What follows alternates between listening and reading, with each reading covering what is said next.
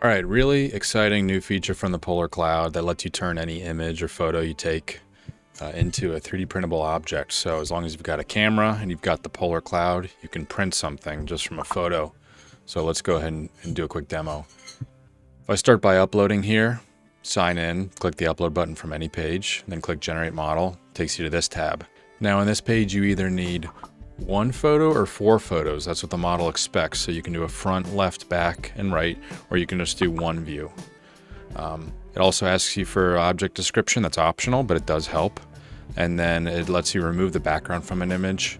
We'll provide a help article that gives you more details about this right now, but shows the number of credits your school has right here, or if you have an individual account, it'll show that too. Now I'm just going to click on front view and load my example photo. We'll say cattle dog. We'll generate. So give this model just a moment to run. Okay, now that that's done, it shows the original image and the generated 3D model. So you can generate another, you can view the object, or you can load it straight to the build plate. So let's put it on the build plate.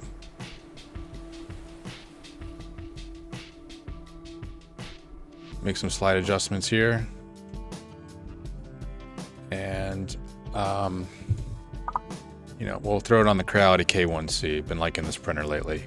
I don't know if that's what I'll end up printing it on, but if you need to make any changes, so let's say we want tree supports for this model, go into Advanced Settings, Support, and then Tree.